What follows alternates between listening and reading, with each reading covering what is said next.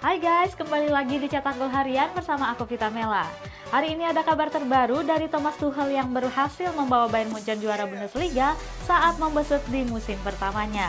Sementara timnas Argentina merilis skuad untuk tur Asia di mana mereka bakal menurunkan starting terbaiknya. Simak lengkapnya di Cetak Gol Harian berikut ini.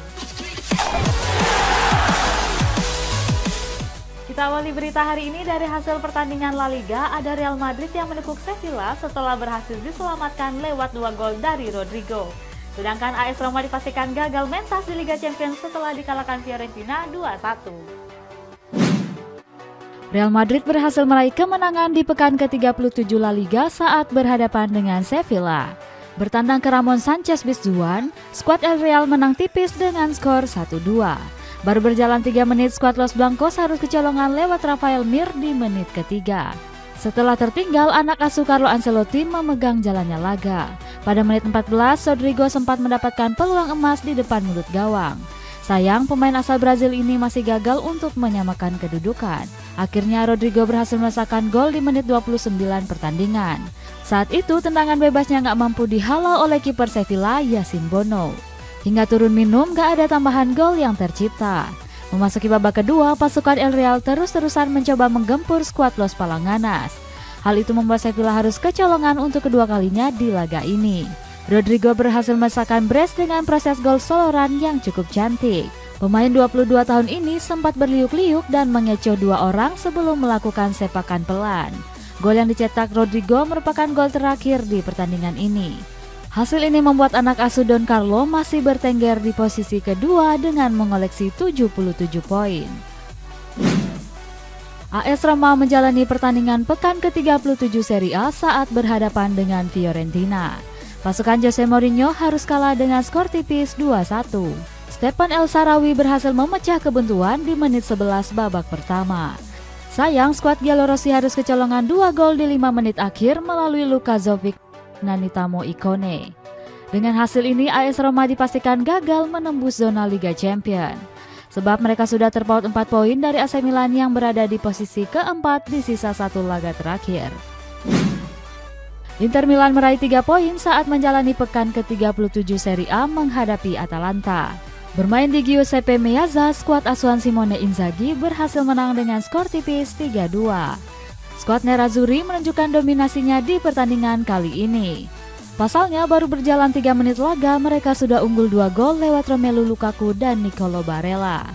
Namun, Atalanta sempat memperkecil kedudukan melalui Mario Pasalic di menit 36. Memasuki babak kedua, Inter Milan kembali mencetak 1 gol lewat Lautaro Martinez di menit 77. Skuad Ladea sempat mencetak gol melalui bunuh diri dari Andre Onana di menit 91. Hasil ini memantapkan posisi Inter Milan di peringkat kedua dengan unggul 1 angka atas Lazio. Borussia Dortmund gagal mengangkat gelar juara Bundesliga setelah di laga terakhirnya ditahan imbang oleh Mainz. Sedangkan SC Schalke resmi terdegradasi untuk kedua kalinya setelah dikalahkan RB Leipzig dengan skor 4-2. Borussia Dortmund gagal meraih kemenangan di pekan terakhir Bundesliga menghadapi FFC Mainz. Skuad asuhan Edin Terzic ditahan imbang dengan skor akhir 2-2. Pasukan di Borussen tertinggal lebih dulu melalui Andreas Hanche Olsen dan Karim Onisowo di menit 15 dan 24. Kemudian anak asuh Edin Terzic berusaha mengejar ketertinggalan. Di babak kedua mereka mampu membalas lewat Rafael Guerreiro dan Niklas Süle. Hasil ini membuat Marco Reus dan kawan-kawan gagal menghentikan dominasi Bayern Munchen. Selain itu, ini juga merupakan kegagalan Reus untuk kesekian kalinya meraih gelar juara. Bayern Munchen melakoni laga pamungkas Bundesliga berhadapan dengan FC Cologne. Dalam laga itu, bubuhan Thomas Tuchel berhasil menang tipis dengan skor akhir 1-2. Kingsley Coman membawa skuad di Rotten unggul lebih dulu di menit 8 laga. Skuad The Billy Goats baru bisa membalas di menit 81 lewat penalti Dejan Djubicic. Beruntung Jamal Musiala mampu mengamankan 3 poin penting bagi skuad asuhan Thomas Tuchel. Hasil ini membuat Bayern Munchen meraih gelar juara Bundesliga yang ke-32. Selain itu, ini menjadi gelar ke-11 secara beruntun sejak musim 2012-2013. Capaian ini cukup dramatis karena skuad di Bayern memiliki poin yang sama dengan Borussia Dortmund. Sementara itu, ini juga menjadi capaian yang spesial bagi Kingsley Coman. Pemain asal Prancis itu sudah memenangkan 11 titel Liga di usianya yang masih menginjak 25 tahun. Usai laga, Tuchel mengaku sempat kesulitan di awal pertandingan. Namun para pemain menunjukkan mental yang gak mudah menyerah dan mendapatkan kemenangan. Di sisi lain ada keputusan aneh yang dilakukan oleh manajemen klub di tengah euforia juara. Direktur utama Bayern Munchen yakni Herbert Hainer memutuskan untuk memecat dua bawahannya. Orang tersebut ada Oliver Kahn di posisi CEO dan Hasan Salihamidzic. Keduanya dianggap biang keladi performa angin-anginan skuad di Rotten dalam 2 musim terakhir. Schalke menjalani pekan pamungkas Bundesliga saat berhadapan dengan RB Leipzig. Pada laga itu skuad di Knepen harus kalah dengan skor akhir 4-2. Skuad di bulan unggul terlebih dahulu lewat gol Konrad Laimer dan Christopher Nkunku di menit 10 dan 19. Lalu berhasil disamakan melalui Marcin Kaminski dan gol bunuh diri dari Willy Orban di menit 49. Sayangnya RB Leipzig mampu melesakkan 2 gol lagi lewat Yusuf Poulsen dan Nkunku di 10 menit terakhir. Kekalahan ini membuat Schalke kembali terdegradasi ke kasta kedua. Padahal musim lalu mereka baru merasakan promosi dan menjuarai Bundesliga 2. Kalau tadi dari hasil pertandingan, sekarang kita masuk ke sesi konferensi pers Mikel Arteta yang bakal mempersiapkan rencana skuad mereka untuk musim 2023-2024. Lanjut ke sesi konferensi pers, Xavi Hernandez yang menyebut jika Barcelona telah kehilangan motivasi bermain usai dipastikan juara. Arsenal gagal meraih gelar juara setelah ditikung Manchester City di pekan-pekan terakhir. Meskipun begitu, Mikel Arteta mengaku nggak terlalu dengan penampilan skuadnya di musim ini. Menurutnya, para pemain Arsenal sudah melakukan usaha yang terbaik. Untuk lebih kuat di musim anyar, Arteta sudah mempersiapkan rencana transfer dalam waktu dekat. Dia menyebut kalau skuadnya akan lebih cerdas dan merekrut amunisi baru, agar nantinya pemain yang direkrut sudah sesuai dengan kebutuhan dan cocok bermain untuk skuad The Gunners. Barcelona alami 2 kekalahan beruntun setelah keluar sebagai jawara La Liga musim ini. Menjelang laga menghadapi RC di Mallorca, Xavi Hernandez membeberkan alasannya. Menurut ex-Alsat itu, skuad Blaugrana saat ini sudah kehilangan motivasi untuk bermain. Sebab target di musim ini sukses diraih para pemain Barcelona. Namun menghadapi Mallorca, Xavi yakin anak asuhnya akan meraih kemenangan. Pasalnya saat ini dia merasakan suasana positif di semua wajah para pemainnya. Beralih ke kabar rumor, ada Manchester United yang ingin membajak Tyler Adams namun harus menyiapkan mahar 30 juta euro. Gak mau kalah, Newcastle United juga mengincar Florian Wirtz, namun mereka harus merogoh kocek 85 juta euro. Manchester United dilaporkan sedang melirik Tyler Adams yang kini menjadi andalan Leeds United. Manajemen Setan Merah disebut telah lama mengincar Adams sejak tahun 2021. Alasan The Red Devil merekrut sang pemain adalah karena mereka kekurangan gelandang bertahan. Dengan begitu, dia akan menjadi penerus dengan Casemiro di sektor lini tengah. Hanya saja manajemen The Red Devil harus merogoh kocek yang gak sedikit untuk mengangkutnya ke Old Trafford. Kabarnya mahar tersebut mencapai 30 juta euro atau 481 miliar rupiah. Scott McTominay lebih sering duduk di bangku cadangan sejak kedatangan Casemiro. Berkaca dari situasi tersebut, pemain asal Skotlandia ini ingin hengkang dari Old Trafford. McTominay ingin mendapatkan jam menit bermain reguler di musim depan. Salah satu destinasi yang bisa jadi pelabuhannya adalah Newcastle United dan West Ham United. Namun, keduanya harus bersaing keras untuk meyakinkan manajemen The Red Devil. Sebab sang pemain masih memiliki kontrak hingga 2025 mendatang. Newcastle United akan mempersiapkan skuadnya dengan baik untuk mengarungi kompetisi Liga Champions pada musim depan. Kabarnya The Magpies mengincar Adrien Rabiot dari Juventus. Performa apik Rabiot di Piala Dunia kemarin jadi alasan The Magpies berminat merekrutnya. Selain itu, dia juga tampil konsisten dengan mencetak 8 gol dari 30 pertandingan di Serie A. Rabiot sendiri diprediksi nggak akan memperpanjang kontraknya di Juventus. Sebab pemain asal Prancis itu ingin bermain di Liga Champions pada musim depan. Liverpool menawarkan mahar 60 juta euro untuk mendatangkan Manuel Ugarte dari Sporting Lisbon. Sedangkan AC Milan mengincar Roberto Firmino dengan melepas Divock Origi dan Olivier Giroud. Newcastle United dirumorkan melirik pemain muda Bayer Leverkusen yakni Florian Wirtz. Manajemen The Magpies merasa terkesima dengan performa apiknya di musim ini. Dilansir dari Vikages, mereka akan menjadikan sang pemain sebagai proyek jangka panjang. Alasannya gelandang Jerman itu masih berusia cukup muda, yakni 20 tahun. Namun, Wirtz sendiri punya bandrol harga yang bisa bikin kantong jebol.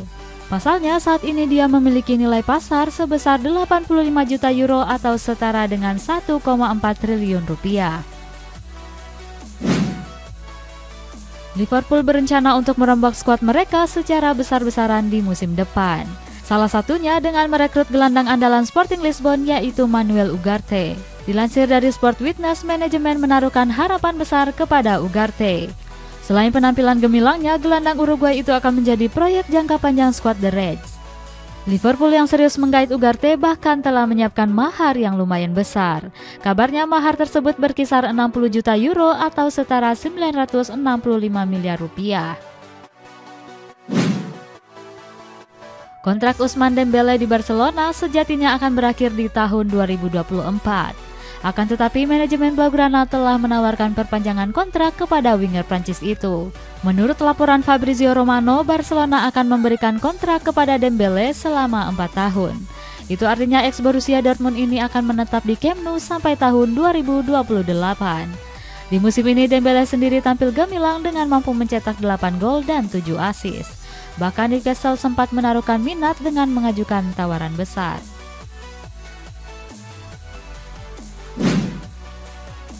Barcelona dikabarkan akan melepas Ansu Fati di bursa transfer musim panas mendatang. Sang agen Jorge Mendes menyebut jika kliennya berpeluang ke Arsenal.